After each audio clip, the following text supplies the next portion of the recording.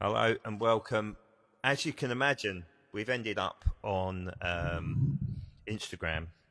And the reason we've ended up on Instagram is because YouTube was being an absolute tosspot. And apparently you can only add one person on there. So we've tried.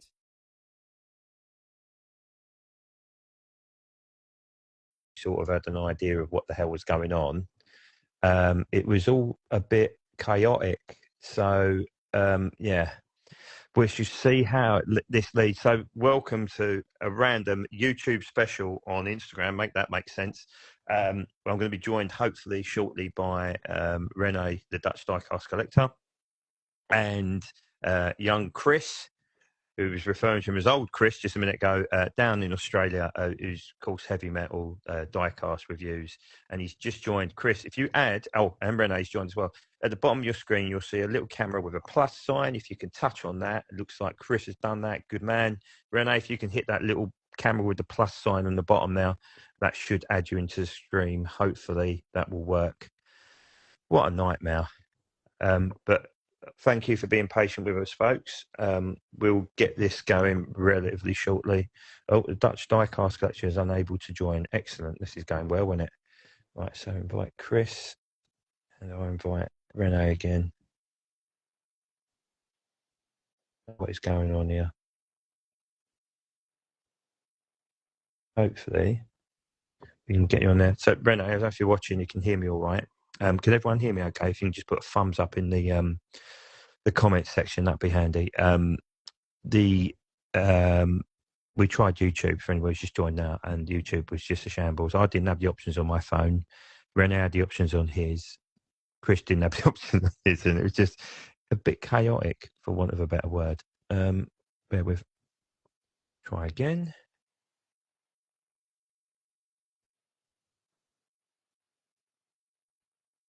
Technology, eh? I need to lie down after this. Hey, we've got one. One is here. Good evening, Chris. Well, good morning. Oh yeah. I mean, we're the proper side of the world, mate. It's yeah. I'm supposed to be upside down, aren't I? Yeah, absolutely, mate. Well done. Well, we've conquered one technical issue. We're just waiting for Renee now. Renee's the YouTube specialist, obviously, and now we can't get onto Instagram. Renee, if you're watching, if you're watching, bottom of the screen, bottom right, around about 5 o'clock, you'll see a little camera with a plus. If you click on that, I can add you in. I'm trying to send you a request, see if you can get on there as well. Oh my God, I need to lie down now, mate. Honestly, it's I had to lie down. I just woke up. Yeah. I had about 5 hours sleep, so that's good. Oh, is that good for you then? Yeah. Sometimes. Finally. The sidemen of the diecast world have united. We're like the Avengers, but a bit shit in comparison. Yeah. Thank you, lads. Thank you, lads, for joining. Honestly, really, really chuffed to have you guys on, because you guys are smashing it over on YouTube. I mean, like smashing it out of the park. I'm agreeing with Envy in all fairness. And welcome everyone who's watching. It's great to have you all on. Look, everybody knows me. I talk wax lyrical all the time doing these things and Wings Monthly. Before we go anywhere, a little bit of we'll start with Australia, because obviously it's up there on the alphabet. I think just a little bit of an introduction for those who may not be familiar with you. So Chris, fire away, mate. Not much to say. Look, I don't know. I've liked military aircraft and stuff like that. I collected diecast for a long time. Mainly, I used to collect a lot of diecast cars early on, because when I was younger, I used to build kits when I had eyesight and hands and patience. Then as you get older, you end up finding the more important things in life, like beer, boobs, and cars. So I went down that road, built a lot of cars, old muscle cars and stuff like that, and had some fun with that. And then I've got a pretty bad sort of back injury, so that sort of wrecked my life a little bit. And I needed to find something to occupy my hands, and I wasn't going to go back to modelling again. And I don't mean, modelling, because I don't have a face for modelling, that's for sure. Get out the gold lame. Yeah, oh, that's it. I've got a face for radio and a voice for silent film. So so I chose Diecast, and then when I was getting back, because I haven't been in the hobby as long as you guys, I still consider myself very new to the hobby. I'm still learning a lot of shit. So pardon the swearing. I've got to try and keep that in check. You must have listened to me, Chris. Jesus. I mean, I'm surprised I've not dropped the C word yet, like 10 minutes in. It's a term of endearment around this one. I don't want to be that Aussie guy that swears all the time, you know, because that's been done for that as well, in fairness. That's it. So, got into the Diecast side of things. And when I was sort of trying to work out where to go, I was trying to look on YouTube and find information and that. I couldn't really find anything that I wanted to see that was going to give me the information that I wanted about what to buy and stuff like that. So I started just buying randomly. You start off with the cheaper shit, of course, and gradually to the more expensive, because when I was getting back into the diecast, especially the military aircraft, I thought, getting rid of the old muscle cars, that's such an expensive hobby. I'm going to get into a hobby that's a lot cheaper. No, it's not cheaper. Diecast is bloody expensive. Don't go one way, mate. Yeah, and but like everything, I go whole hog. When I was into my cars, I had like seven cars, and now with my models, I just dive into shit and go right in. That's just unfortunate way I am. I'm sort of a compulsive person like that. Same with doing the videos, because look, as I said to you before, if I had a paid job, if I was able to work and get proper money as in a normal job, I wouldn't be going as hard as I am on my YouTube channel. Purely, I just put out the videos because I'm sitting at home doing stuff all. So I need to keep busy, otherwise I go back to day drinking. So, but yeah, I just ended up starting the YouTube videos, doing it the way that, like, what I was wanting to watch. So I just made videos of what I wanted to see, and I didn't know stuff all about YouTube. I've never used it as a platform of any way, shape or form.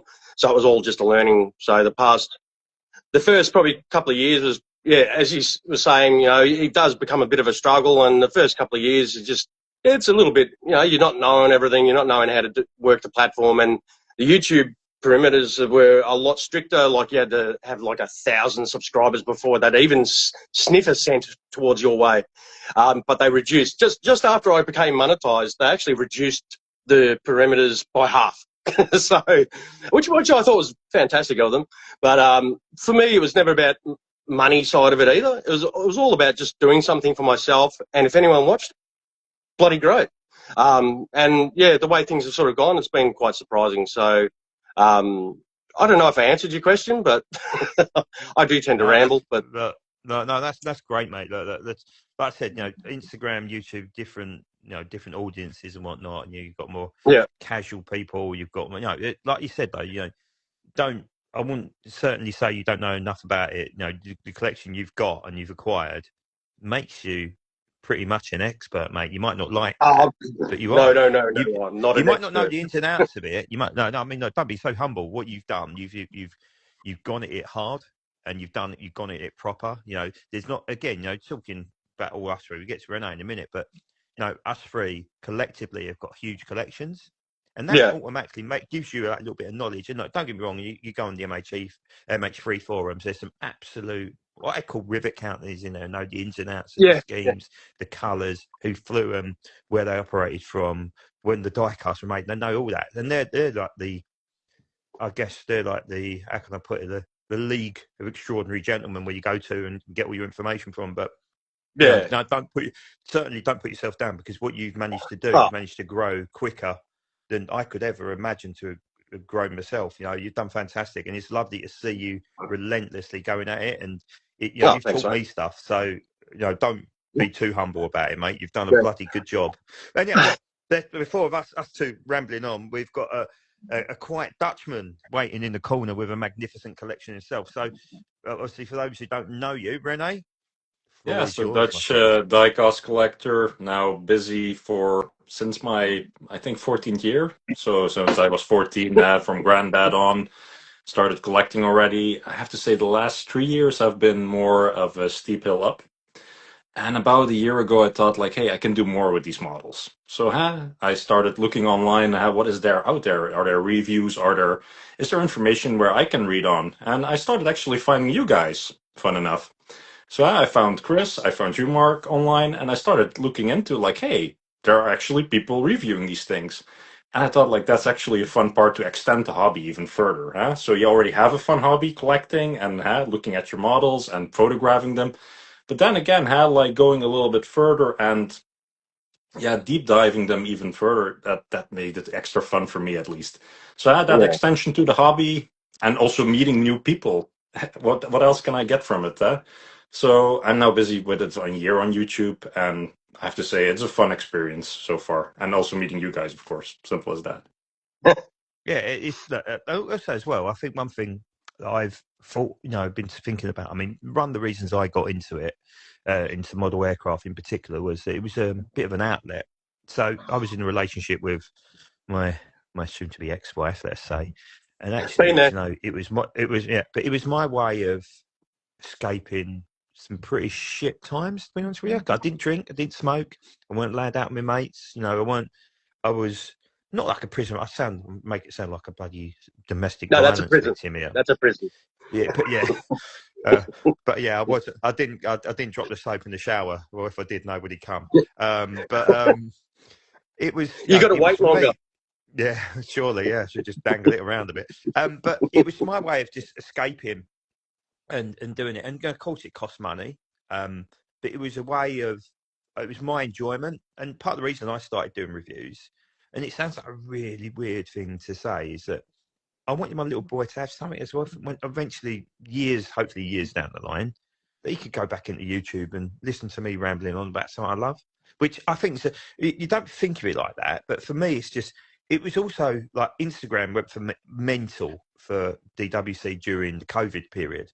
Like all of a sudden, we were finding we were getting we had like 15,000 followers and we were getting 3,000 likes on a post, and the algorithms changed since then.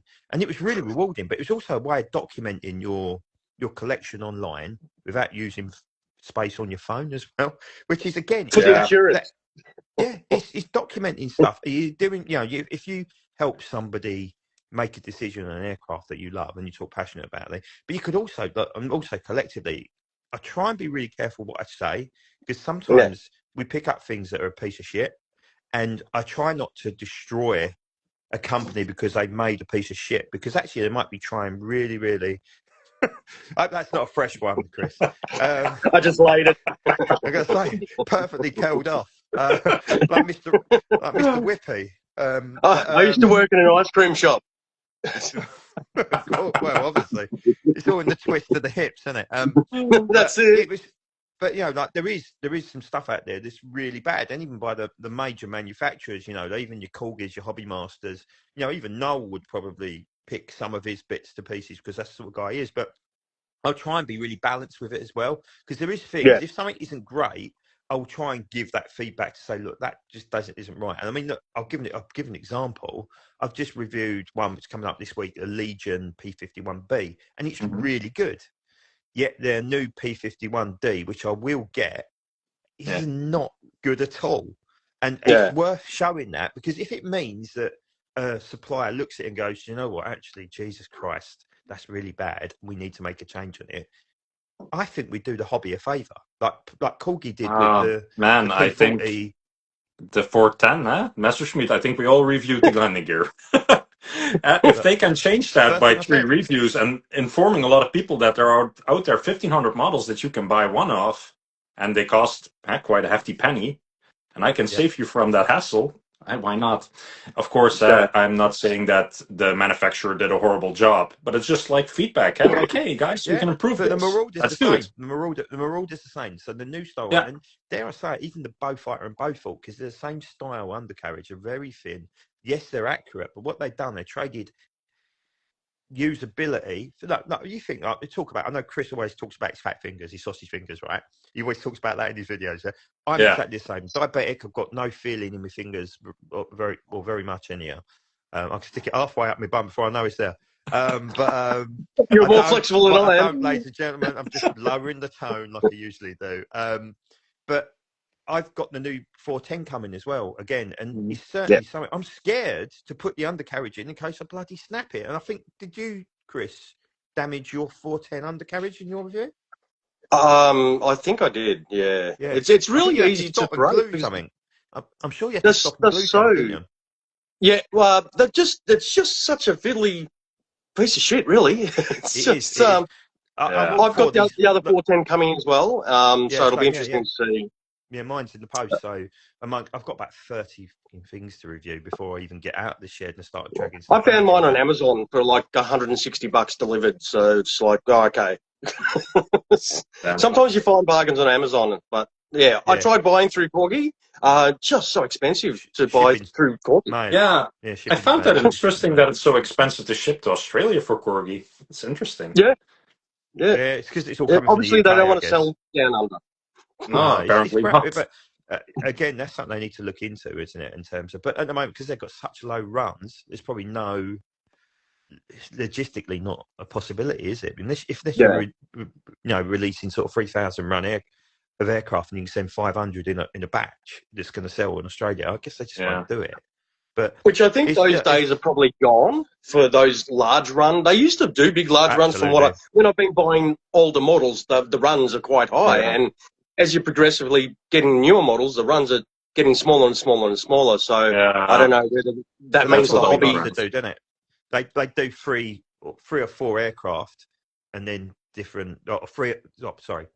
four releases of one run. So they might batch produce 1,200 Phantoms, but they do 4 releases out of it to keep the cost down. Corgi only do it a third of a year, because it's due out, I think, next week, the actual catalogue. They just can't do it like that, can they? And it's a real pain in the arse. But I think the point of the matter is it's nice to see a video review.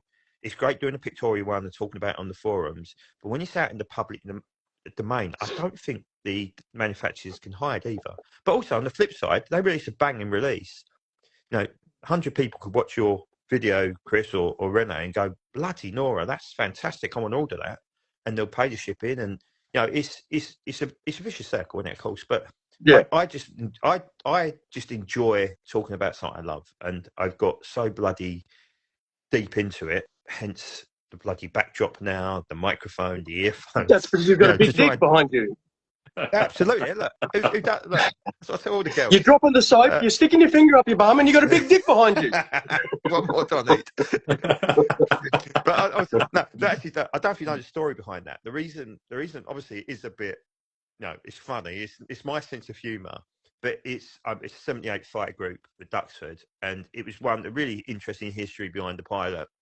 And it's always been the scheme I've wanted if I won the Euro Millions, whatever, because I just want the air show commentator to go, here comes Mark Stringer with his big dick.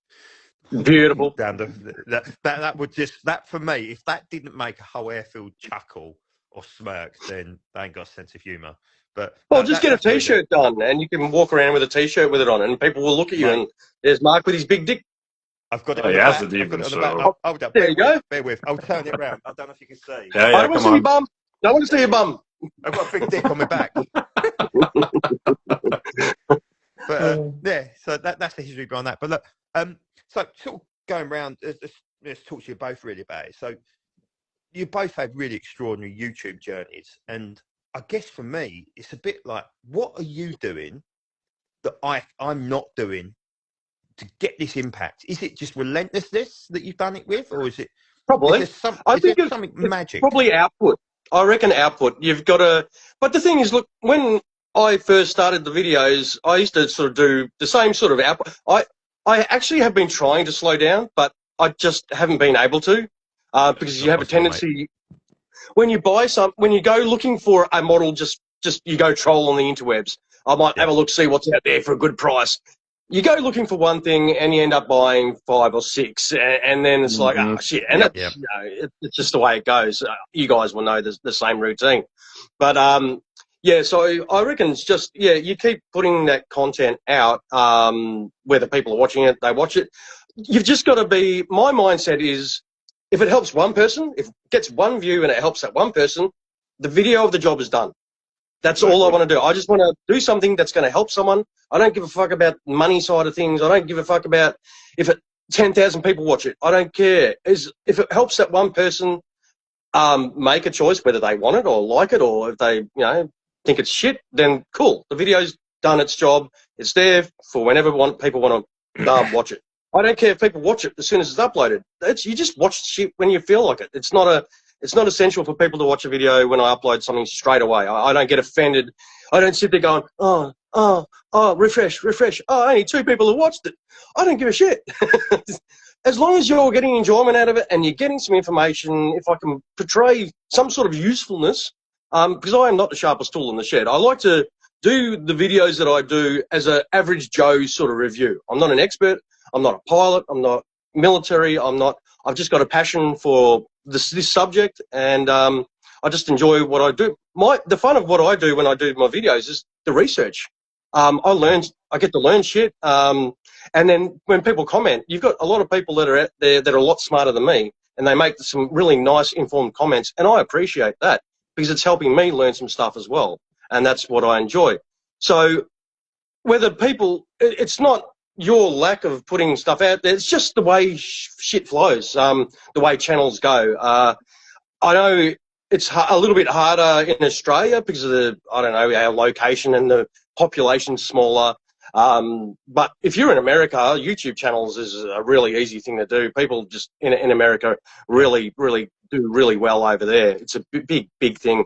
But if you're just doing your channel just for the pure something to do, keep you occupied for the love of it, and whatever happens after that is just gravy, as I say. If people jump on board, they jump on board. You've just got to be doing something you're enjoying. And as you say, your little boy will be able to watch it in the future. I've got my kids are freaking old, mate. I'm an old bastard, so my kids are nearly in their 30s. So I started a little bit young, but it's just about having fun, and that's the whole aim of things. I'm not a rivet counter. I don't get too critical on models because every person has a different view on a model. Yep. Someone will see something and they'll look at it and go, yeah, that's cool. Someone else will look at that same model and go, no, that's not in the right position. That aerial's a bit too small. No, that tread on the tire's wrong. Oh, and all that kind of shit. So that's why the way I review stuff is fairly kind. I only really, something's got to be really shit for me to get pissy with it. So, and my main thing is if a model goes together nicely. That's my it's got to have the bits and go together nicely. Anything accuracy-wise, that's up to each individual person to really care about. Unless it's like completely muppeted. It's just the way it goes. I'm going to use that term, by the way. If it's not in English dictionary now, Muppeteers will be spread around Essex like the plague. Mate, the Muppets are cool. I completely agree with what you just said, though. Completely agree with what you just said in terms of. I think I got too hung up on it. So I don't know if you watch Wings Monthly, but I did a whole year of it, and then I looked back and reflected, and I was like, getting like 200 views, 150 views. I thought, what's the point? And then I literally took a year off doing Wings Monthly. So I did a few bits of reviews, pictorial reviews, nice and quick and easy. But then I thought, do you know what? I really enjoy it. Now, when I don't get to see my other half, because obviously I live with my mum and dad and she lives over about 10 miles away from me, I found that I had this real big void. I had this real void and a gap that I had nothing to do. So I took up airbrushing. But then I thought, you know what? I really enjoy chatting to people who love the same hobby as me. Like, why did I stop it? I enjoy chatting with Dan and, like Sam, there's Jason, who, if I look at some of the regulars who've come on here, there's some great people I've met through this hobby. Whether I'd hang around with them at air shows or whether we chat on forums or whether we chat on Facebook, Instagram, it doesn't really matter. There's some bloody great people out there, you two included. Yeah. And it's lovely to just have a bit of a chinwag and just talk about the hobby we all love. And sometimes we bang our head against the table and think, my God, why have they done that? And other times we like the Caliber Wings B-58. You just sit there and you're just like, it's just like it is more than a model; it's a piece of art. But go over to. Sorry, I'm conscious that Rene. I don't a No lot of worries, talking. no Rene, worries. It's also fun to Rene. listen to you guys. Oh, there we go. Simple So, as all right, big bollocks, showing it off there. that. No, Actually, I was showing the little bit of the wobble that mine's got in the wobble, yeah. fuselage. So No, Gary, it doesn't. I'm sure you know Gary does with Code 3s on the page. I met him at North Weald Airfield, and he said, "Oh, do you want to hold it?" And I kid you not, I was trembling holding it. I was like, "Do not Really? Hang on. move, do not Oh, twitch, hold what? don't." Hold what? He's B-58. That's not an. Oh, okay. That's not. It's not a metaphor. I was just a bit worried. There was a lot of dick talk before, so yeah. And so it was really funny. On a serious note, we met for a cup of tea. I think it was last week, and we had a wander down. So there's quite a few Spitfires at North Weald, and one of the guys, Peter Teitman, he has a PR-11 and a Russian Mark 9, and the Mark 9 had come out the hangar. So me and Gary just sort of wandered up there. I don't know if we was allowed to or not. We didn't give a shit. We didn't have vis on. We just said, "Can we take a couple of pictures?" Because I think Gary wants to do a Code 3 of it. And he went, "Well, I'll let you, as long as you help me push it into position." And we both looked at each other and went, "Oh, if we have to." yeah. Amazing. What a nightmare That was. Got to see him depart. Yeah, what a nightmare. But Yeah, sorry, that'd be I'm awesome. waffling on there. Rene, over to you, mate. So talk to me about your YouTube journey. Where did you start? How did you get into it? How did you find it at the start? First, I dropped a collection film, a very short one, just basic with audio shot from a phone. I thought, like, let's see what happens. I wanted to show somebody online on a forum. He asked, like, hey, can you shoot me a video of your collection? I said, sure, let me do that. And it got like a couple of thousand views, and I was like, hey, there's actually people that like this type of stuff. Then I started looking up you guys. I was like, hey, there are actually people reviewing these things. And I used to pay only attention to pictures, so yeah. But that's the same as Chris in the beginning. Like, you're trying to figure out how this works, which was funny, I have to say. Yeah, there are tags, there are commemorative words, there are ways to share this thing. And it's just a trial and error. I think the first ones that I made only had like barely 100. Barely. Yeah. 50, 30. And it was like, actually 30 people watched it. So, and it's a niche hobby. Keep in mind, there is not that many people that very collect much. model aircraft nowadays. That's you see it in batches with people that produce them. It used to be 5,000 of a run, and now we have, what is it? 500 max, 600. That's roughly 800 it. Corgi. Yeah, a lot of the was JC wings 800. are like 500-600. What is that telling us? It's shrinking, and also these people that have to sell them, they also notice it. So everything needs to be perfect when they leave. So that also brings us to the topic. Then, if the market is so niche, then it's fun to bring more people in. Because I've also had many people in the YouTube chat comments like, "Hey, I want to start this hobby." I was like, "Hey, do you have tips for me?" And that's fun. And then I instantly go like, "Here's another channel. Here's another channel. Check them out. Look up your models." And hopefully it helps someone. But the main purpose of it for me was, let's see if we can help some people actually, but also show them where to buy these things. Because for me, in the beginning, especially the last 5 years, I started really figuring out where to get them from. And then I started going to Asia, Japan, China, and so on, and really started to figure out like, hey, there's more shops than I even imagined. So I also want to bring people along to these shops, their web shops. Where do you get the models for a good price? It's quite a challenge. You can buy them for €300 or you can buy them for €100. Big difference. Yeah, so really bring people into the hobby, but also keep them safe a little bit, because I don't want them to stroll up on eBay and Amazon for the eBay prices or the Amazon prices. World. I don't know if you guys have ever dealt with Bygone World, same story indeed. We're trying to avoid people from going there. So if I can protect them and bring them to the good shops that I think are worth it, at least for me, I think I did a great job if I can get a couple of people on the right side of the tracks. And if they have to spend a little bit less dime, even better. Because right now, you guys know, if you have a couple of hundred of these things, you know how costly it is. And if you can cut down on your cost a little bit, that's a nice one, huh? A discount code or whatever is out there. And that's what I appreciate, like forums like Model Hangar 3. Same story, there's actually people on there dropping on discount codes, locations, hints, if you can get onto it there. But that's for me at least. But you were asking more like, hey, what am I doing different from you guys? Well, you're doing the same as us, actually. You're just posting your reviews, right? The only thing I do different maybe is that I go to stores, which I would love to see from you also, actually. I would love to see you go to the UK stores, I've done because a there are few. some big ones in your country. Every time when I visit, I go to them. But I would love to see some of that from you, actually. That would be really cool. We've I'm only not allowed got to leave the house. ERD. So. Yeah. Oh, he don't leave his bunker. No, no That's bracelet exactly right. under the ankle or I've something. got my own bunker. So, plus the ankle monitor doesn't let me leave. No. Oh. But yeah, it's I think as well, you know, one of the things that I don't want to blow too much smoke up my own arse, because it's not about that. I don't treat myself as an ego.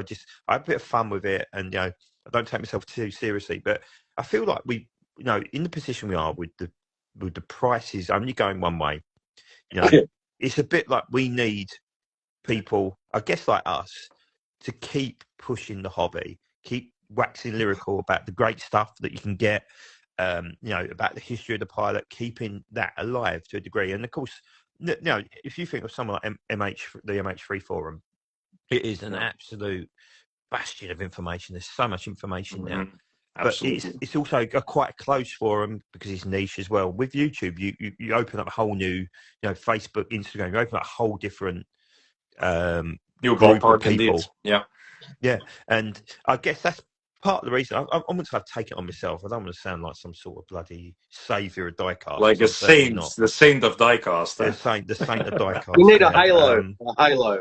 Yeah, absolutely. Preacher or something, diecast preacher or whatever you want to name it, but something like that. I feel so passionate about it, and you know, I think someone once called me a Corgi fanboy. I'm not a Corgi fanboy, but you know, most of my models are from Corgi, so therefore, I guess they're my favorite. I think I've had a lot of people from the UK say it's hard to get Hobby Master models there compared to getting Corgi models. It's not as easy. Yeah, so obviously Corgi are based in Margate, which is about 50, 60 miles from me, actually. Yeah.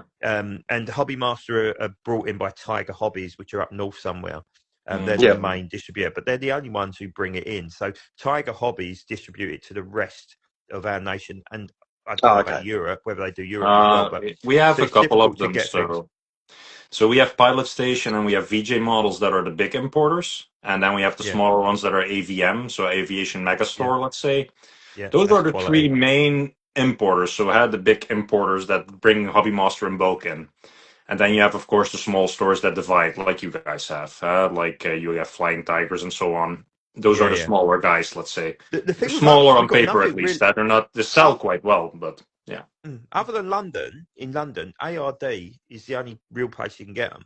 Correct. Believe it or not, there's no model shops in and around London. You've got Hannants, but they do mainly plastic kits. Yeah, you used to have a lot more 10 years ago, but most of those owners either died or quit because they were going on pension. So that's also a downside of this hobby. Yeah. The Model Zone as well. So my collection was built at Model Zone. So Model Zone were a small company of shops. So they had about 20 shops around the country, but a massive clustering around me. So there's about 5 or 6 within 15, 20 minutes from my house.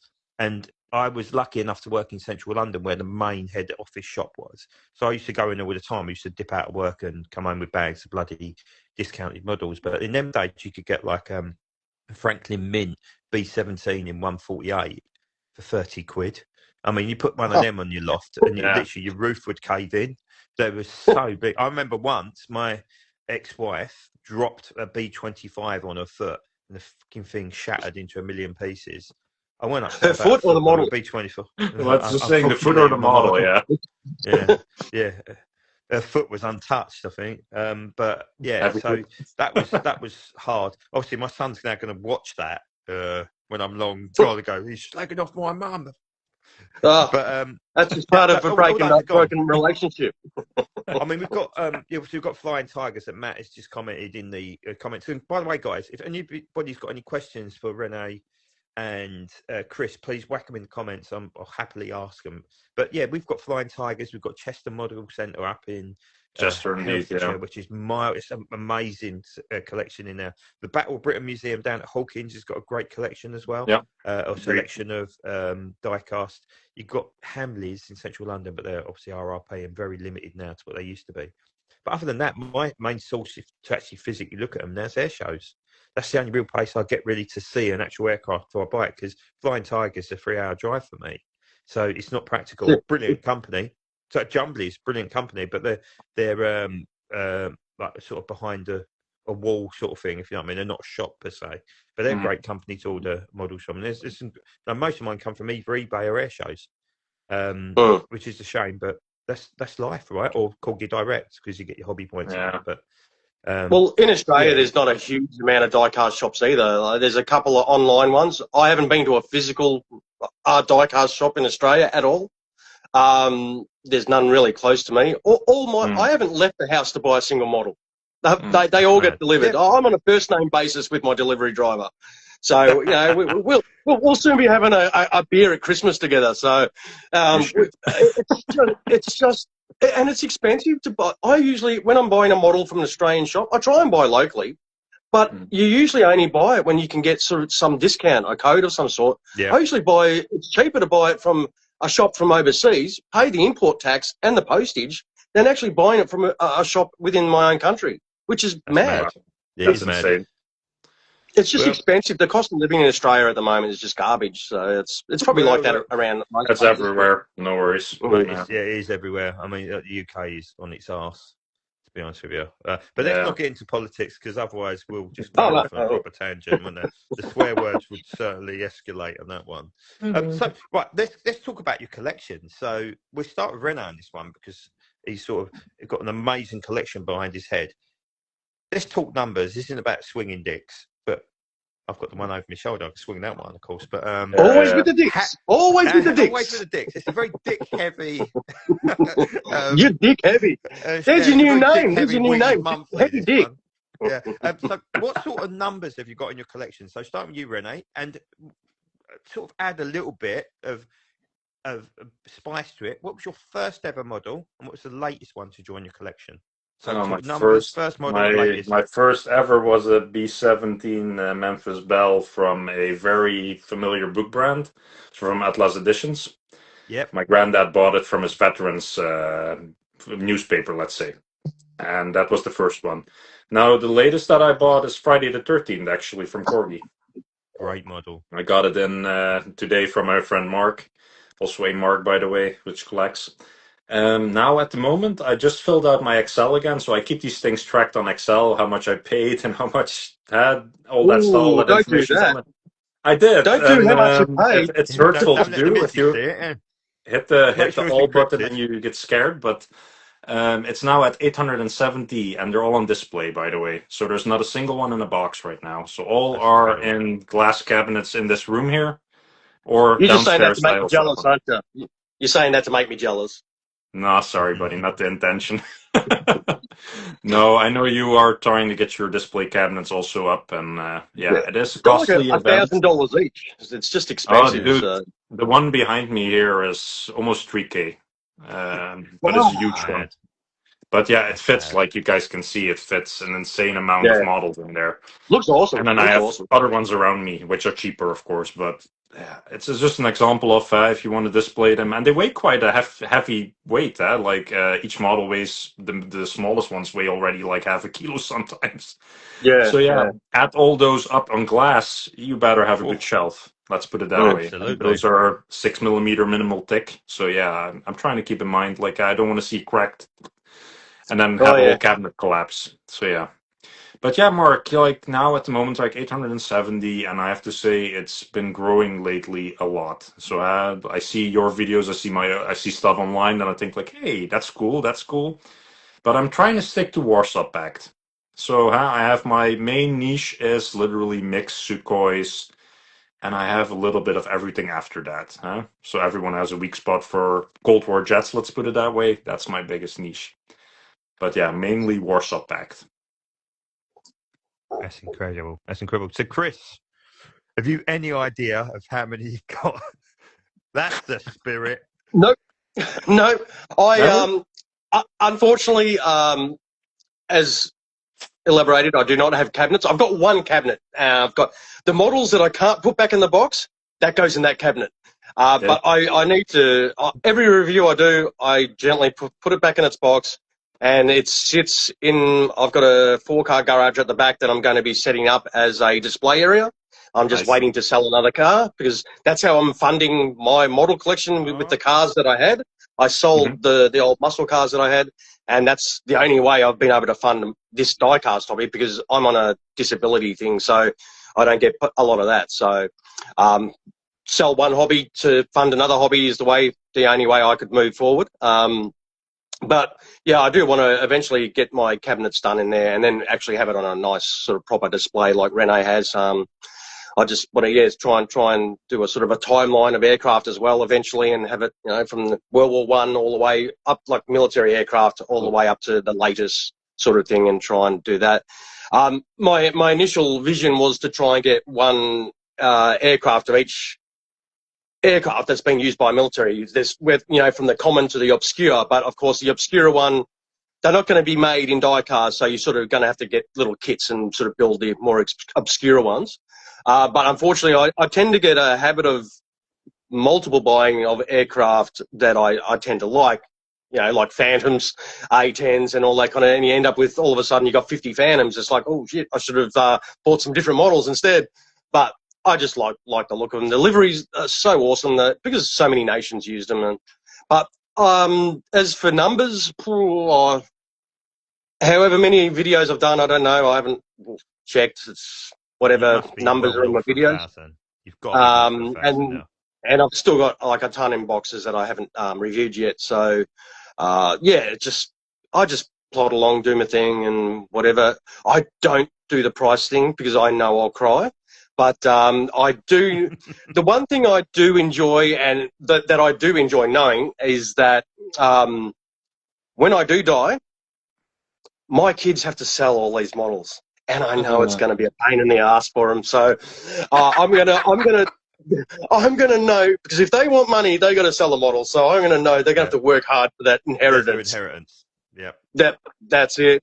But yeah, look, it's look, as I say to people too, it's not about the size that counts. You know, I don't want to get you thinking about dicks though, but it's not the size of your collection.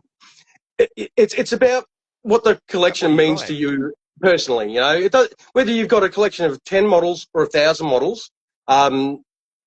Look, that's why I've never really done a collection video either. It's more, for me, it was more about showing each individual model to show what people can buy for their own collection. Yeah. It's never been about me sort of showing how many models I've got, because that's not why I did my thing. But I have, you know, a lot of people request to see, oh, can you show us your collection? Show us your collection.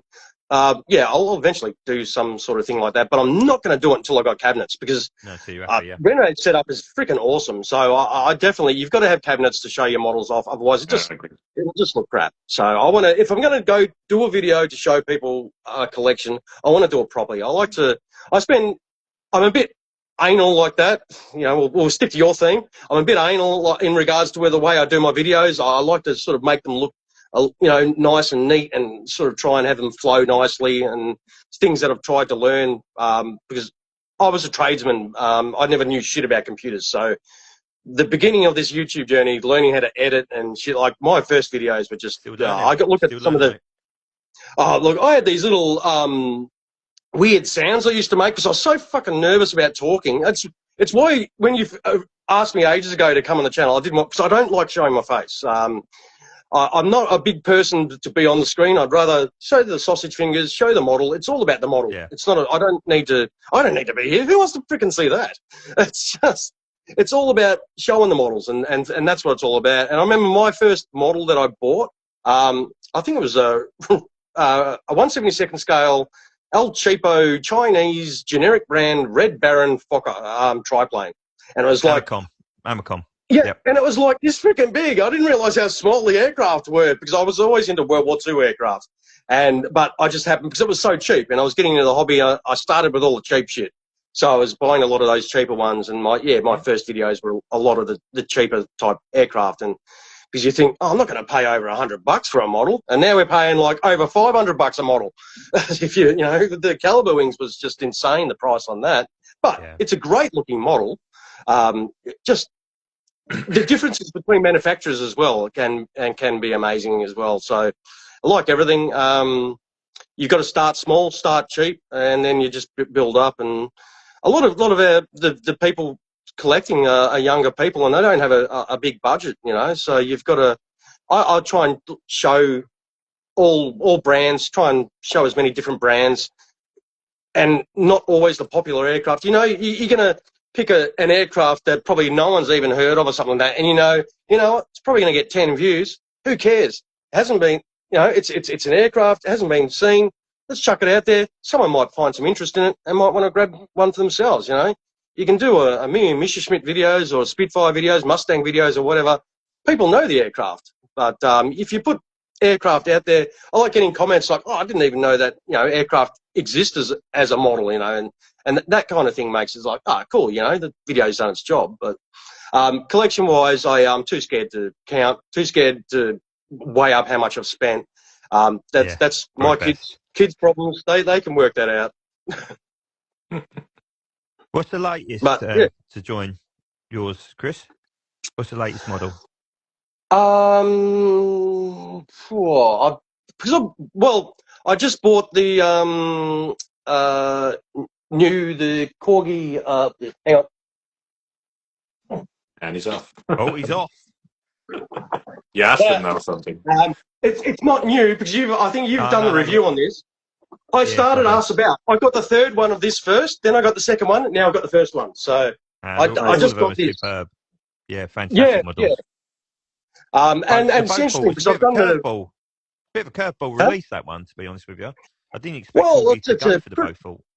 Yeah. Look, it looks fantastic. Like the previous models that I've looked, like the previous liveries that I've opened up, have been awesome. They really did a good job on that. It's just interesting that Corgi have run out of propeller oil. They just they don't spin anymore. Really tight. Yeah. I think this is where feedback is a bit varied. So there was a lot of incidents in the mid 2000s with what they call prop droop. So it looked like your Hurricanes in particular, I think, were notorious for it, especially the later marked nose.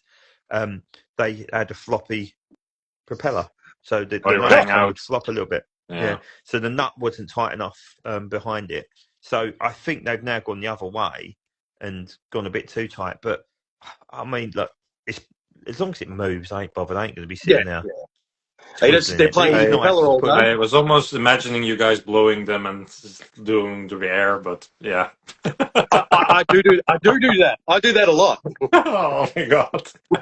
Flying around the house a bit. Yeah. Dagga. Next video, I want to see that. Don't fly straight and level in the combat area for more than 10 seconds. I'll set them on fire as well, so you got a smoke trail coming out. That's Empire of the Sun, isn't it? That's what he does in Empire of the Sun, isn't it? That's it. One of the zeros on fire, yeah. I used to do that with my models when I was younger.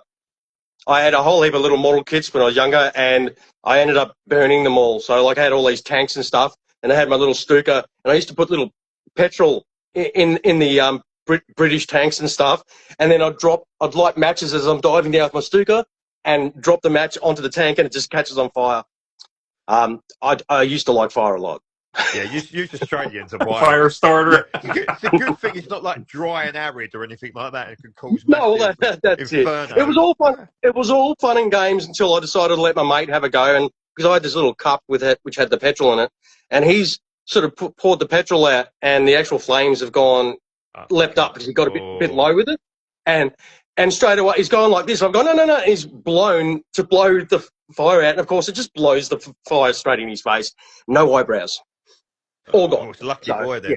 I've done that with the barbecue gel before, where it's literally gone up the gel into the bottle and set on fire. Yeah, I do like it. I mean, it's just a man thing, isn't it? I mean, you're cooking a barbecue. I mean, you probably eat barbecue every night, didn't you, down in Australia? But it's just I can't afford meat. We can't afford red meat here. It's too expensive. We export it all. Can't you just shoot a couple of koalas or something like that? I mean, Darn national treasures, you can't say that. You'll upset the locals. No, you're not allowed. I don't think you're allowed. You can have kangaroo meat and all that kind of stuff, but I mainly give that to my dog. Yeah, I've tried kangaroo meat. It wasn't a fan. I mean, I've tried Yeah, ostrich as well. That's minging. it'd be a bit Absolutely gamey, I reckon. disgusting. Yeah, Yeah, ostrich I really sort of eat a fatty. lot of I eat a lot of chicken because that's the cheaper meat here in Australia. So unfortunately, yeah, as you know, as we mentioned, cost of living, it's just red meat It's here is tough, mate. very pricey. I can It is imagine very on a tough. disability check, then it becomes really tough indeed. And I know how high they are Yeah, here yeah, in the Netherlands. I cannot even imagine how low they are, maybe in Australia even. So yeah, yeah. buddy, I have to say big kudos to you, like sacrificing an older hobby. I would love to see, by the way, your it's quite a big space. If I saw your security cam footage when you dropped the coffee on your laptop, I Yeah, think you yeah. can make an awesome Huge man cave in Wally. that zone that you have there. Well, No? that's where I used to have some cars parked. That's Yeah. my 2-car garage that's attached to my house, but I've got a 4-car garage at the back. So I've got a bit of space, which is Mhm. obviously a thing in Europe. It's a little bit harder to have. Yeah. Yeah, But a lot harder yeah, indeed. Yeah. but yeah, I used to have cars in that area. There used to be just cars everywhere. But yeah, you got to change your hobby. I just kept hurting myself as well doing work on cars because I got 2 prolapse discs, so I can't drive very far anymore. I can't stand up or sit for. I've always got to move around. That's why Yeah.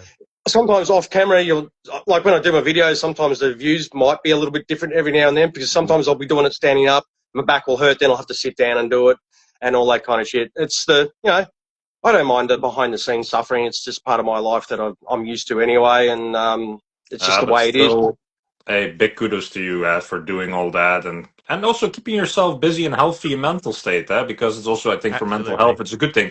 Because I also Oh It used look, is this really when I important. was actually out of work. I yep. quit my job because of stress, and I used this also as a relief valve at one point because it is nice to put your mind at something else and actually have a discussion about something different than looking for a Well, job or when I whatever it was. first injured my back, because I actually picked up a car engine and twisted, and then did my Ah, back. Obviously, I was younger and fitter. yeah. Um, and the first 2 years of that, yeah, you throw yourself a pity party. You day drinking. I drank for 2 years straight, AM like till yeah. You just do some stupid shit. You got to get over yourself. The only person that's going to help you is you. No one's going to give a shit about you. So you got to pick yourself up, try and find something that's going to occupy you, and then run with it. And that's what I did with my cars. And then when they kept hurting me, like I tore my groin, I pulled my muscle off the bone, did my neck because I'm trying to compensate for my back. So when Yeah. I hit 50, I decided, 50, nothing's going to get better. It's only downhill from now. So Mm. I'm selling the cars. I need a hobby that's not going to hurt me. So diecast it is. And look, you still get hurt with diecast. I've cut my fingers and shit like that. When you're opening boxes, I remember I was doing what was it, F117 video, and because I was using a knife to open up the box, I didn't even know. All of a sudden, there's blood pouring all over the bloody box, and it's like, oh But shit. buddy, I've seen It's your just one of those knives. things. Like if you use a We're getting knife, paid with that's the tools off what you. sizes. Well, you got to have big knives. You have little knives. Depends Yeah, on I've noticed. Well, we don't have guns. We're not allowed to have guns here, so you've got to have something. Well, it's just as well. You'd Luckily end we up do. throwing something Luckily we off, I still think, do wouldn't you? here. Yeah, our gun laws Next are very time he's strict, on though. the next heavy metal diecast video, he's only got one arm. It's like, yeah, it's a bit Well, hard getting the. It could well happen. So You never know. enough. Let's throw another couple of questions at you. So this one's more for Chris. What do you want to see made in diecast? What is the one model that would get you absolutely salivating? Well, I'd love a Condor, a Focke-Wulf. Oh, don't be 200. starting on the fucking Condor. Don't be mentioned. Keep that word out of your mouth. You're going to start me off. That's my trigger word. No, I reckon that'd be awesome. Yeah, I reckon It would be awesome. My logic behind it, and this is my thinking behind it, is as much as it would be awesome, would you buy more than one of them? Yeah. Would it? And that's where I think the issue would be. Yeah, but would you buy more than one of them if they're 300 quid? And I know that's going to work for the hustler. No. That the hustler, I can see that selling again at 300 quid because he sold 1,500 just in the blink of an eye. I can see that. But you got to think about that's Condor with the first release, though. That's the very first one. It'll be interesting to see how the second run goes, how quick that, because everyone's now, well, whoever got one. Okay, will they buy a second one? That's going to be the big thing too. Will they want a second Hustler? That's going to be nearly a similar livery. Or will the next run get bought by those that missed out on the first run? Yeah, so I missed out on the first one, but I also don't think I can justify 300 quid. Yeah, I just don't think I can. I was happy to sort of miss out on it, but I'm blaming Rene for the reason why I ended up buying.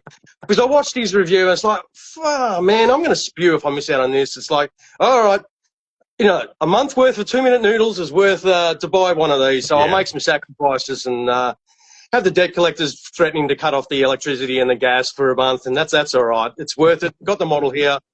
Look, it's a great model. The box is great, but for me, the box is just, it lasts that. I've opened the box. Well, your box is gone. It's a fancy box. It weighs a lot. You're not going to use it, especially if you're displaying your model. The box is going to be hidden away back in its box that it came in. There's like 4 boxes or whatever.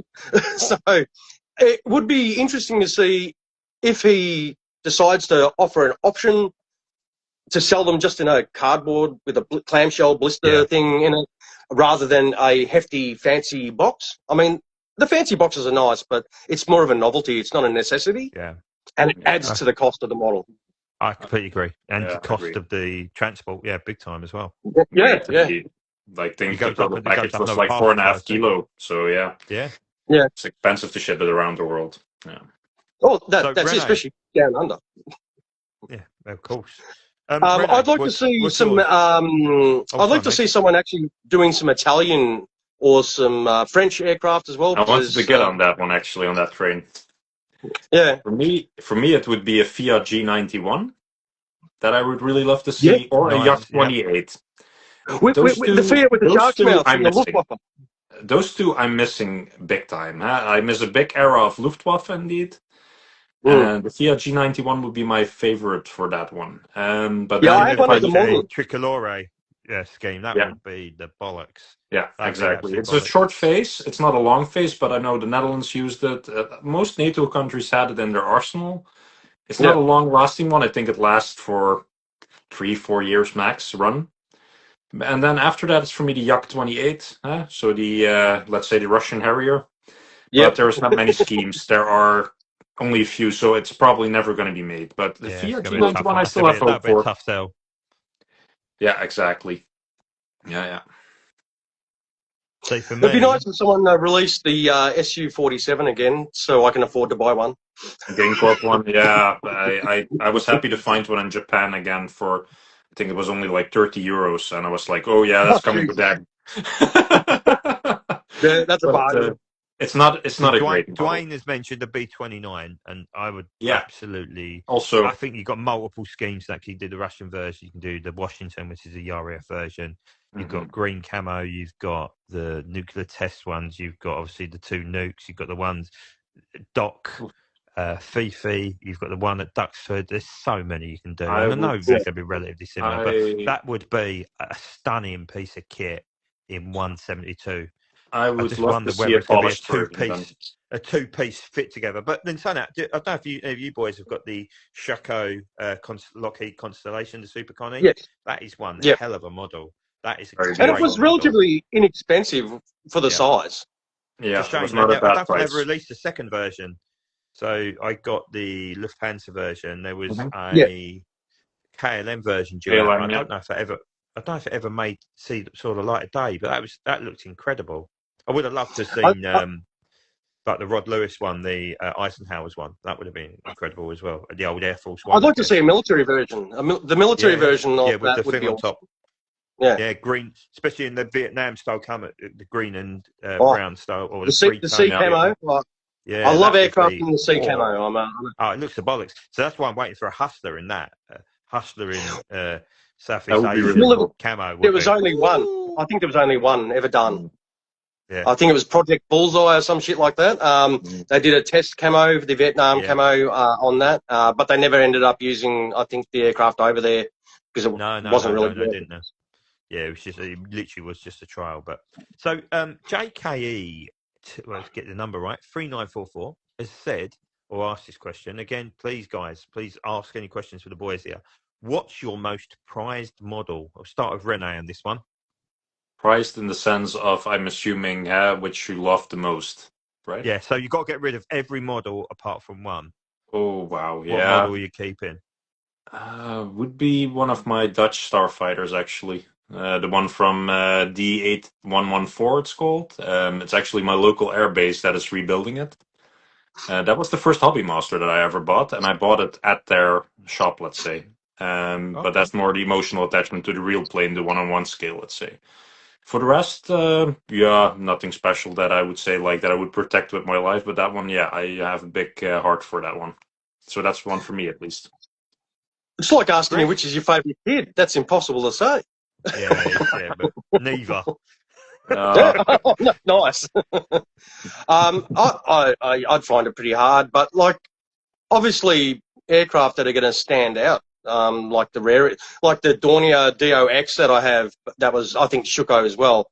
That thing is incredible, just massive, and it's not full on detailed, but it's just a massive model, and it's the biggest model that I've ever had in 1/72nd scale. So, if I was going to save one, if there was a house fire, it's probably that, because it's the easiest one to grab because it's biggest. So, yeah, I find it hard to sort of choose one particular model over any other. I just like the models. You're going to have some liveries that you like better than others, but I think they're all cool. So I can't answer it honestly and say, yeah, I'd choose something over another. It's whatever I can carry at the time.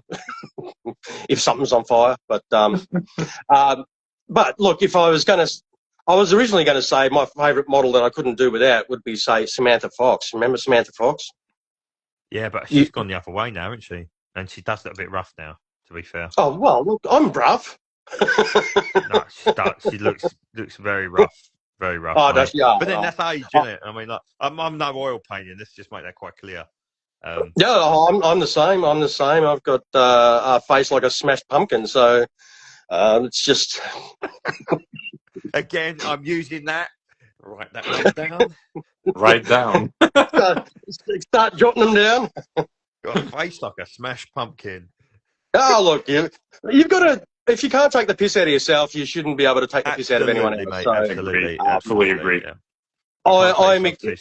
Life is short and it's fleeting, and you've got to have fun and make the most of it while you can. And that's why, yeah, I'll sit down and absolute ball bag at times as well. No, it isn't easy, is it? At times. When you have your mates and stuff like that. It's like that. But mine is Spitfire RN201. So it's a Mark 14 Corgi Spitfire, which was done for me by mate Gary. Just incredible. Just one of my favourite Spitfires. I change my mind on a weekly basis. It's a bit like my top fives. I changed my mind. Like, I'll do a top five yesterday, and like the top five is completely different today. But that one is just incredible. And it was the early days of him doing Code 3 or early-ish, and it was such a nice thing for him to do for me, because I was going through like a real shitstorm at the time. Like, I've nearly lost my foot, and my wife had told me she didn't want me. Yeah, I found it again though. That's good. It was down the back of the sofa, thankfully.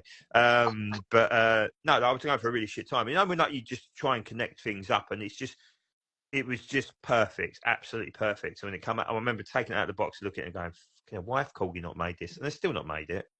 Bunch of lemons. Honestly, such an But it's interesting. I was saying Mark 14 because Dwayne has just said his number one model is his Spitfire Mark 14 of Johnny Johnson Westmoreland. The other Johnny Johnson, because there was two. I don't think Johnny was his first name, actually. I forget his name.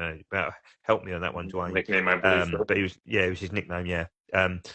Also, Andy Curtis, the plane modeler, he's back on. Big Andy, good to see you, mate. He said about Sally B. Memphis Belle will be a super seller. I've been saying this for years, mate. Between you and me, I thought I was going to get a gig with Corgi to go and do a bit of convincing to get Sally B made, because I think there's some politics behind the scene with the old Corgi when they made the 144 version, and I think they made it without consulting the Sally B team, and I think it's a bit sour grapes in that. But look, got charm, Essex boy charm. I could have made a bit of a difference over it, but I think it's just that for me, and this is where I get frustrated sometimes. I'm sure you probably see it on some of the videos. I just wish Corgi, and I love Corgi. They're not immune for criticism, absolutely not. but sometimes I just wish they'd think a little bit more commercially and a little bit more like if you could do something like that, like they did with the East Kirkby Lancaster, where a portion of the sale of a £180 model goes to the Sally B Foundation. They make 1,000 of them, and £10 goes towards it. Well, that's 10 grand towards the upkeep, bit of fuel, maintenance. It don't go very far for a bomber that size, but it's 10 grand.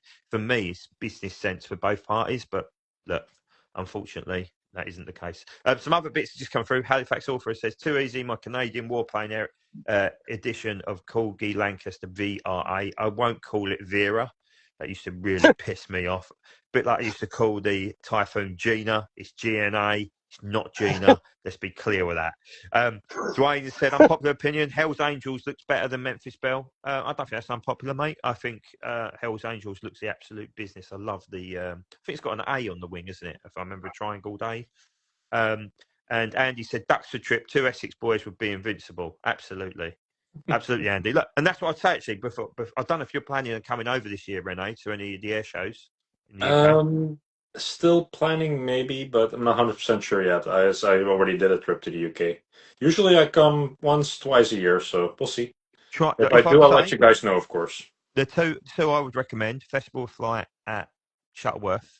Looks incredible. We've got the full Red Bull fleet there, and the lineup's looking amazing. Oh, I cannot watch at the Red Bull planes anymore, so I don't know if I ever told you guys. I used to polish them, the aluminum. Oh, and did you really? All that.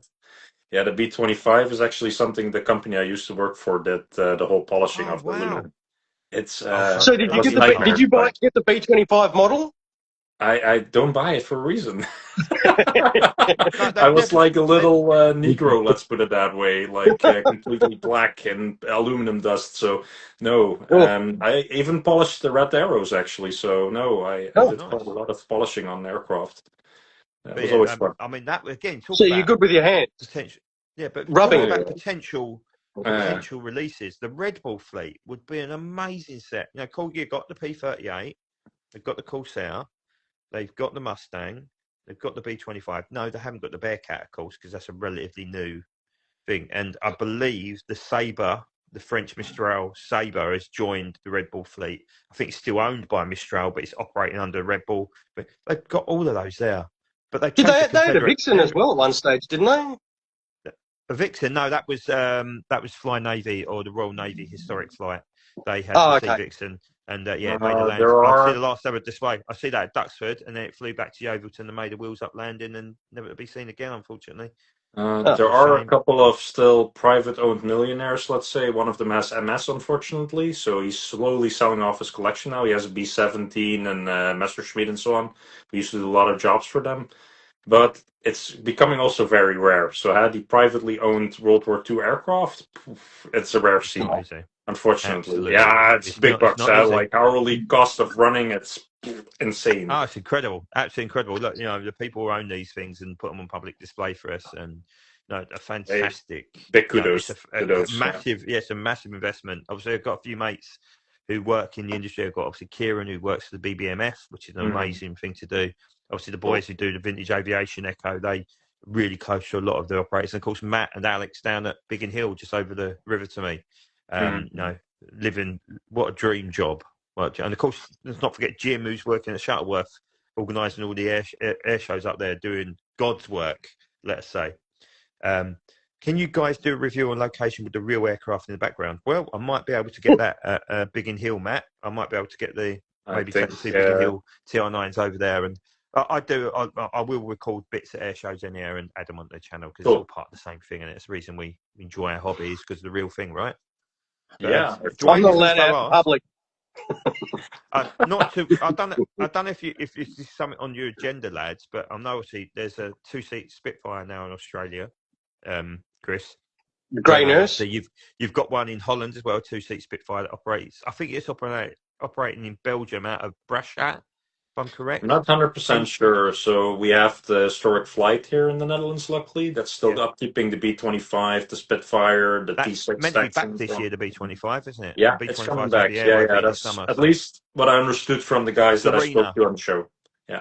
I'm looking forward to that. Yeah. Beautiful aircraft. There's going to be 3 airworthy B-25s in Europe. So the Dutch one, the Red Bull one, and we've got one coming over to live in Switzerland, which is painted in the Doolittle Raider scheme. So that's pretty good. But look, the Australian scene, Chris, is absolutely pumping now. They had Warbirds over Scone a few weeks back, and that looked absolutely incredible. 5 Mustangs, Hudson, Corsair, Avenger, Spitfires, P40s. It was just unbelievable. Oh, got another question come through. A long way from me. Yeah, I have no idea how Australia works, other than the fact Australia that most of it's on the south coast. Yeah, you have to actually fight kangaroos and wombats to get where you're going. There's like full on hand to hand combat to go to the shops. I was afraid of that. And my country, I can drive out in like 3 hours. Yeah, from top to bottom. So, yeah, I haven't even left my state in 3 hours. I thought so. Yeah, I know. That's insane. I saw something about manufacturers, which favorites. So this one's for Chris first up. So what's your go? If you to name one favorite manufacturer, who are you going with, and why? Well, look, it's obviously Hobbymaster. Just purely for the value that you get with quality as well. The aftermarket service just blows me away. They have helped me so much when I've had bits and pieces missing. Even with the older models that I've bought secondhand, I contact them. It's like, I'm missing this part or this was broken, and they bend over backwards to help me. Like I've got a 148th Panther, and I bought it, and it's missing the actual seat out of it. And I just contacted them, and I said, you wouldn't happen to have the seat out of it, would you? And they go, oh, we don't have any. And then I think it was William come back and said, we've got a in stock, like a model that they have, must be probably a second or something like that. And he said, we'll take the seat out of that model and we'll give it to you. It's like, I don't want you wrecking a perfectly good model to give me a seat for mine. And he's like, no, it's already done, all good. And they're sending it over to me. So Hobbymaster, and the range of aircraft and models that you can get, fantastic. But, I mean, for World War II, Corgi have got a lot larger range and option in regards to that. So I enjoy Corgi as well, because my collection, I don't run with a theme. I just run with whatever catches my eye. I'm I'm a freaking budgie. Whatever's shiny, oh, that looks nice, I'll go for it. It's whatever catches my eye. If it's at the right price and I can afford it at the time, it's mine. And then but so for World War II aircraft as well, especially the big bombers, Corgi do a magnificent job as well. They do, look, Panzerkampf have made some really fantastic models, but I don't know if I'm cursed by the diecast gods, but I seem to have an issue with nearly every model I buy from them, whether it's QC fitment, missing parts, wrong parts.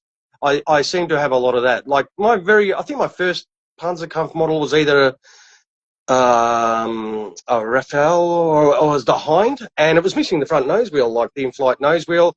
One had the wrong tanks, like I had 2 of the same side tank in it for the fuel tanks. And I've had, others with other issues and missing bits. But the models themselves, man, they are really nice. They look beautiful. Yeah, there's a lot of plastic in Panzerkampf, though, isn't there? There's a lot. Some of their models feel really light. Some have got a nice weight. Like I just bought the Russian, I think it's from the aerobatics team, the red MiG-19. I bought that on eBay. It wasn't advertised as a Panzerkampf one. It was just generic toy model. That's how it was advertised. Some, obviously in China, had no Panzerkampf marking on it, or anything. You didn't see a box. But what arrived was a Panzerkampf box, $83 delivered Australian for a Panzerkampf MiG-19. So you can find some really good, cheap models out there. And I don't know how they get away with selling it like that, but it was a Panzerkampf model, come in a Panzerkampf box, Panzerkampf on the stand. It comes with a stand. Panzerkampf are weird like that as well. Some models will come with stands. Some models don't come with stands. There's a little bit of inconsistency. Yeah, so like Legion, obviously a part of Panzerkampf. But they're basically with the exception of the IL-2, they're pretty much rehashes of the Amacom tooling. but they've got fancy paint. I mean, like the new P51B I've reviewed, the one with the shark mouth and the blue nose bastard, the Bosniak, is really nice, really, really nice. But it is just a rehash of the Amacom, just tarted up. But I'm cool with that because it's a great starting point for new people joining the hobby. At 25 quid or whatever it is, I paid for it. Amazing. I'm well happy with it, and it adds something different to my Mustang collection. So, but anyway, over to you, Rene. Have you got? I would guess it's probably the same answer. Looking at the type of aircraft you predominantly collect. No, it's the same like Chris mentioned. So if I look at what I get for my money, so I have money versus value, and then again also how to service. Yeah, I go for Hobby Master also. Callie and William both, you email them within a day or two, you have a reply, you get a fair price for spare parts when needed. And then second to that, they actually listen to collectors. So if we send them an email with a picture and a story, and you get a message back like, oh, well, think about that. And a month later, I see it on the paper. And then I'm like, yeah. So you actually pay attention to what we want. If I look at the same, by the way, goes for Corgi, yeah? So if I look at service and listening, also they listen. But also the service is even better. You get your spare parts for free. I never had to pay for them, so that's quite funny. No, You really ask good. for it, you need something, you just get it shipped to the Netherlands. I pay the import fees, and that's it. And I have to say, they are also splendid on that. I'm also going to talk a bit about the one that I hate a little bit on that service, and that's JC Wings. Yeah, I'm able to get They in don't have a touch. service. It doesn't exist. I have somebody on Facebook, I think, that works for them. I have no idea why they don't reply, but I already hear the same from you guys, so that's good.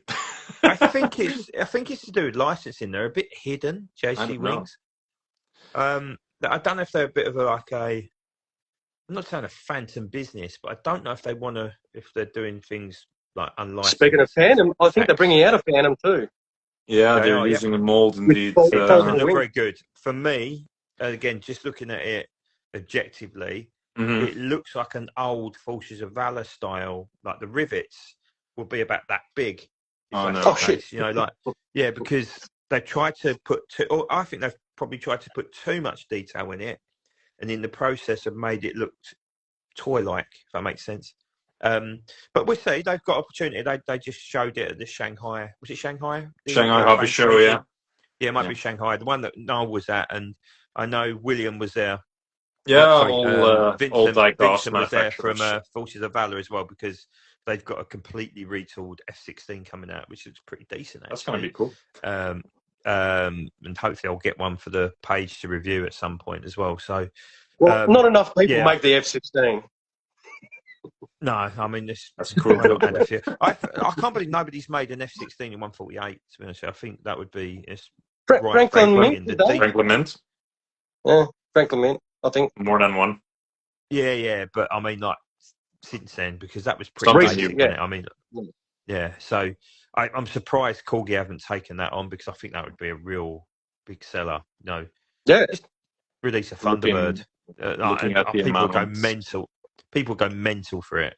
But then there's quite a few British bits that they need to do first in 148 as well. So, like the Buccaneer would look absolutely incredible in 148 scale detail, with the brakes at the front. If you could open the nose, a ladder down the side for the cockpit, that would look incredible. Absolutely incredible aircraft. Well, it wasn't the number one performer, but my word, it's just got the opportunity to be so detailed, isn't it, in terms of the bits they could do to it. Even in the 1/72 scale, the air brake just looks fantastic. The way it opens up. It's a lump in 172, isn't it? You know, it's a decent chunk of die cast in that.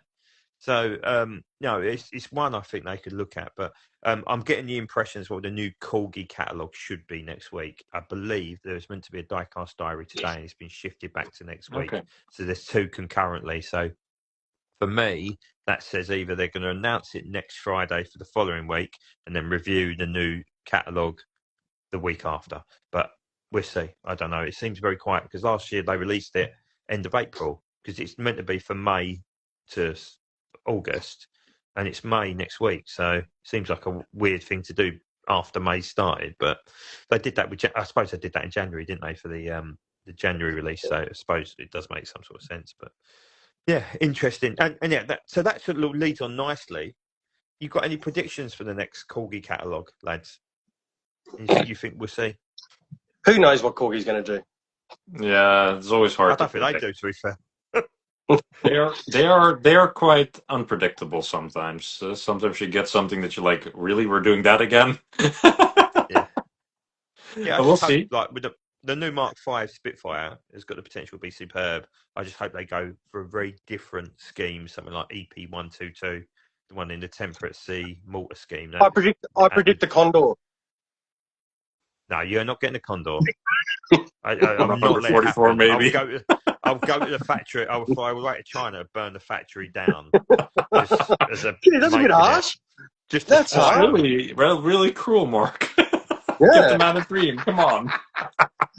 Bloody Condor. There's plenty of four-engined Allied aircraft. Where's our four-engined Luftwaffe aircraft? Yeah. Well, there's that and the Gigante. Well, there were 6 engines, though, I guess. Well, you could do that. I think that's the only 4-engined aircraft they had, wasn't it? The Condor? Well, pretty much. Like that was active in large numbers. Yeah. Yeah, at least multi-manufactured indeed. Yeah. Yeah. I mean, look, I just think I know you can do a civil one. I don't think civil schemes really sell in 172, but I mean, you have some people that were silly enough to buy the Junkers Ju-52 in civil colours. Yeah, but they haven't. I suppose what's the last one they released? The Swiss one, wasn't it? What's the IWC one, wasn't it? I don't know if they sold that well, to be fair. Yeah, they did the Lufthansa one, the Swiss one. Oh man, but I have to say they're not ugly. Schuko, wasn't it? Oh no, the Swiss one was a funny one. I don't think it was somebody through Corgi, wasn't it? The Swiss one. I believe so, yeah. But they also did British Airlines also did one. I think they did one. Yeah, like 10, 20 years ago. Recently, and British Airlines, Lufthansa. And I have to say they're quite pretty. Well. Yeah, I want the my unicorn model is the float version of it. I'm trying to find one of those. Yeah, it's the absolute nuts. That is. Yeah. I might have a lead for you. Yeah, just going to try and sell my YouTube page a bit. I did do a review on that a few years back, actually. It's an incredible model, absolutely superb piece of kit. Yeah. I was amazed they've not done another version of that in some shape or form. So there must be another one. They should look at that. Same they did with the Ju-88 in the Night Fighter scheme. They did a second one, which is a little bit disappointing in reality, but I'm surprised they've not looked at it. It's low hanging fruit, isn't it? Just easy. No, people float plane to redo it. For it. Yeah, there's only one. That's the worst thing about it. Same like the Minesweeper version. There was only one. Yep. So yeah, it would be nice to see a remake. That. I managed to get Minesweeper. Yeah. I just haven't opened the box yet. I've had it for about 2 years. Watch out with the ring. That's the only thing I'm going to tell you. Be careful. I can imagine. Is it actually attached, or do you have to put it on? Under the frame. It's separate. It's separate. You click it under. Yeah. So be careful with installing it. I got mine actually for free from somebody that damaged it, and I repaired it now. But it's it's a sensitive piece. It's a tricky beast to put together. Look, I'm conscious we've been banging on for hours. It feels like we haven't. We've been about an hour and a half, but I have that effect on people. People spend 5 minutes with me and they feel like they've spent days with me. It's not that bad, buddy. Like I actually enjoy this, so I think we're gonna do this one more time soon in the future. Well, I was gonna say, look, if you guys want to come on and do like the Hobby Master poster review every now and then, you're more than welcome. I would love that. Really good, actually. Yeah. I think me and Dan were planning on doing that, and we're probably going to do one next week at some point. I'm now receiving every time the factory photos before they hit the webs on the email finally. So I'm trying to do more with that because I want to show people what's coming out. Because I know on Facebook there are certain people that always post them early, and it's the same email group. Bob gets them, doesn't he? Bob gets them from the same email and the same email string as I do. So it's trying to get information as soon as possible and trying to figure out if everything is correct. Also, that's the main purpose of it. But it would be cool to do this plane is coming up. What do you guys think of it? And with the three of us, that would be nice. I would love that. Yeah. No, of course, boys. As far as I'm concerned, I think this is something we should do probably a bit more often. I'm not saying that we do it every week, but even if we do it once a month roughly or 2 months, we can figure something. Every couple of months, as long as you're up for that, Chris. You can wear a mask. It's more like it's whether the world is up for it, really, isn't it? I think the world. It's not that bad, Chris. Keep in mind, your no. YouTube channel has proved the world is up for it. To be honest with you. Yeah, but the YouTube channel, you don't see much of this. No. But that's not the point, is it? The people don't tune in. They tune in because of your personality and how you deliver Exactly. reviews, not because you're just going, "Here's a plane" and pointing at it. Because of the way you deliver it, it in a way that people makes it engaging. I'll do that in the next video. I'll go, "Here's a plane." That's it. Yeah. Bye. I'll go on and do a 10 Here's a wheel. I fully endorse Chris Koenig for Diecast reviewing. Look, it's all fun. It's just as I said earlier, it's all about having some sort of form of enjoyment in your life while you're around. Absolutely. For the fleeting moment that we are. And I actually don't have anyone else, like none of my mates collect diecast or anything like that. So I have mates that regularly come over every Thursday. We have a few beers, have a bit of a yak and stuff like that, and they take the piss out of me all the time with my videos. Yeah, same here. I think I'm a plane wanker, I think is the expression I've been told by my mates. But look, it's whatever floats your boat, isn't it? You know, and I love doing this. I love the hobby. I love aircraft. You know, I was brought up to go into the Air Force. Unfortunately, that didn't happen. But you know, my back is what let me down, Chris. I had curvature of the spine, and I didn't know about it. So that's why I failed my medical. But it's, you know, my dad worked on Victors and Canberras, and you know, I was brought up to love the Royal Air Force, and you know, and go into it. And I'm looking up now and looking at a picture of my dad looking, God knows, he looks like me in front of a Canberra. You know, like, but that's why I did it. And hopefully, my boy's called Rafe, you know, R-A-F-E. See what I've done there? Yep. Brilliant, wasn't it? Yep, that is very. Yep, that's it. I enlisted in the army. Like, I went to enlist in the army. Went through all the medical and everything like that, and I always wanted to be a soldier ever since I was in primary school. Always, at the end of primary school, what did you want to do when you grow up? Soldier. I want to be a soldier. And went and enlisted, passed all the medicals and everything like that. And unfortunately, I chose boobies over country. My girlfriend at the time didn't want me to join up and leave. And I decided it's my biggest life regret is not serving my country. And that's why I am always so emphatic when I do my reviews, to make note of people who have served in that respect, to honour those, especially those that have fought World War I, World War II. No matter what side you're on, people are fighting for a country because of people making other decisions. And whatever nation, you're defending your nation no matter what country you're from. There's no bias in any of my reviews. You're sort of always a bit worried at the moment when you're doing a Russian aircraft review or something like that with the shit that goes on, you know, at the moment. Yeah. But it's all about respecting those who have made the sacrifice of serving their nation. That's why I always enjoy getting comments from people that are serving their nation, saying, "Yeah, I've been around this aircraft," or "I've worked on this aircraft," or this time I was on board that aircraft carrier at that time." And it's always good hearing from people that have been around the actual aircraft. And I think people that serve their country should be shown their utmost respect at all times. And that's why I try and do that little bit of history at the start of my reviews.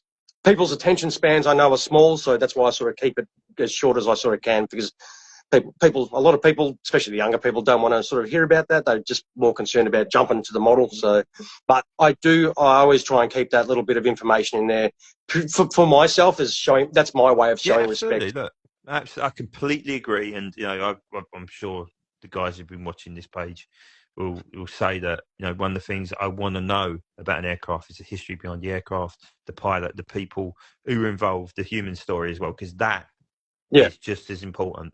Whether that's during the war, whether that's the person who operated it post-war, displayed it on the airshow circuit, I want to know a little bit about them. And that's what really floats my boat, because it isn't just a piece of die-cast metal. It's something that should have a personal story. And if there's an attachment to it, something you've flown in, something you've touched, something you've seen displayed at an air show, I think that's lovely. And you can talk, again, you know, you talk to your kids about that. That's why it's in my collection. And you can, it isn't just a piece of metal, is it? But that's it. And it doesn't even have to be an aircraft that was involved in combat for something tragic to happen. It can be just during normal operating time. Aircraft could have an engine failure, bird strike or whatever. And unfortunately, a pilot could be killed, and Yeah, you just got to remember how dangerous it is for all military personnel at all times, Absolutely. whether it's at peacetime or at war. So, Yep. and today's our day here. It's Anzac Day here, so it's a day of remembrance for him. Hey? No, but Yeah, look, timing. I was Yeah. going to say that. Look, I make a point of going to our remembrance parade every single year. I've always supported it when I worked in stores. I made sure we laid a wreath, or one of my team put their wreath down. So Dwayne has just said, can Renee answer my question? I'm trying to see how many questions you've answered. He's asked. He said, looking forward to the Sukhoi 30 Mark 1. What's your opinion on it, Renee, the Indian flanker? I didn't receive it yet. I have it on pre-order. So it's still pre-order. But the Mark 1 frame is for sure good. Because I did the Russian one, demonstrator, let's say, the MK, it's also the same type frame. It's an excellent model, simple as that. But I'm really looking forward to the Malaysian demonstrator, that's for sure. It's on pre-order, but I didn't receive it yet, unfortunately. So, Dwayne, that's due. Yeah, it's probably stuck in the Strait of Hormuz, knowing your luck. God knows where it is stuck. Yeah. The Don's just opened fire on it. Don't touch the Diecast, Don. That's it. Look, I know, I think that we'll wrap it up now because we've been going for an hour and a half. Yeah. Thank you so much for coming on. What I'll do, I'll share it, edit it, and then I'll send you the share code through YouTube so you can post it on your relevant channels as well. But look, this is the start. And if you, like I said, I'll let you know when we're doing lives. If you want to jump on, even if you want to jump on and off. And I know obviously with you, Chris, it's a little bit more complex because of your time scales and that. But as you told us, you don't sleep very well, so we can do it like 3 in the morning. My sleep's all over the place. It's just I remember. Sometimes I'm recording. I'll be recording a video at like 1 o'clock in the morning just because I can't sleep. It's just just one of those things. Isn't it? I never heard a snoring noise at the background, so you never fell asleep during recording. That's good. No, I thought you might have been hearing. I thought you might be saying that because of what you're hearing at the moment. You mightn't hear it. My dog's just sitting to the left of me. No, I didn't hear that. No. Yeah, and she is snoring her head off. She's wrapped herself up in a blanket, and she's just snoring her head off. And I'm thinking, these guys are probably thinking it's me trying to breathe. No, I didn't hear it even. No. But that's the funny. I miss my 2 German Shepherds because my 2 German Shepherds live with my wife. But they used to always be with me when I was doing reviews, and occasionally they'd go off on one, or the postman would come, and I'd be like, "You'd hear me like in the background." Yeah, but I've had the same. She'll bark. I'm halfway doing a review, and she'll bark, and it's like, "Oh, stupid dog!" Or she'll start eating something or having a drink, and all you hear is this. I was like, "What are you doing, dog?" All right, we're just all blaming you there, Chris. Mark, thank you for inviting us. Really appreciate it. Thank you for the initiative. Thank you for coming on, guys. This is what it's about. You know, like, we have waffled on, incoherently at times, I guess, but for an hour and a half, and it's just flowed.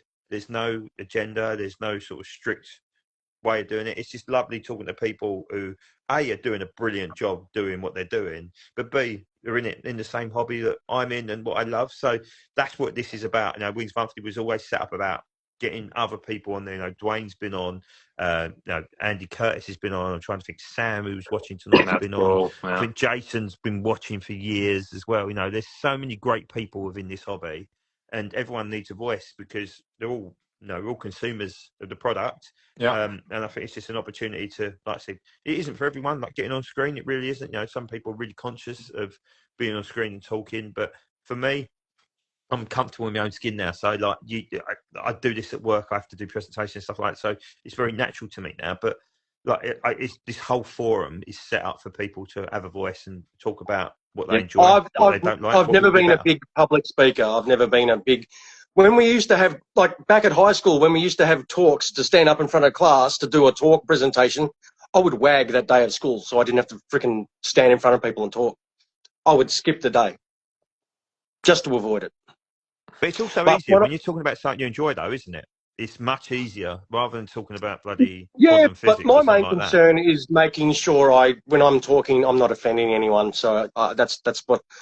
I'm glad I've successfully done that today. I have not said anything wrong, I don't think. So, not yet. I mean, a couple of minutes.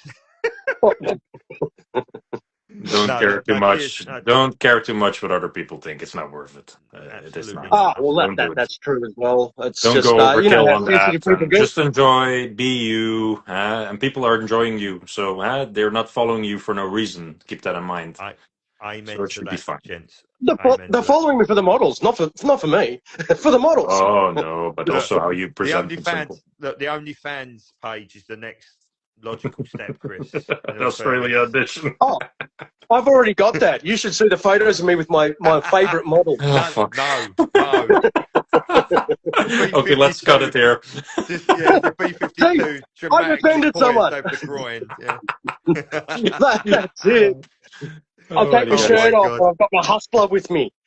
Yeah, Noel's going to be on the phone to you. I need some new shoots for the second B-58, Chris, and I don't want your pants on. Yeah. Oh, well, hey, He'll look, be there. hey, There's a free model who said I'm involved. wearing pants now? Am I wearing pants? You don't know.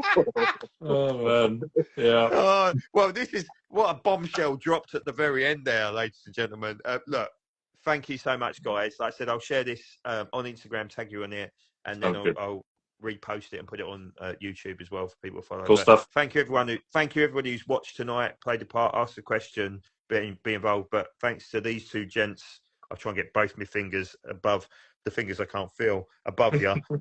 Thanks for coming on, guys. Obviously, you're doing a great job.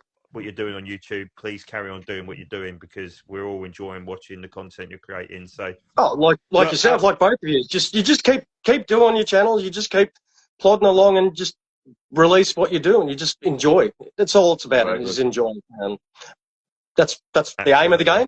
Alrighty, guys. Hey, thank you. Have a great evening and a great morning. I've got some beer to drink. Enjoy. All right, guys, take it easy. Take care. Bye-bye.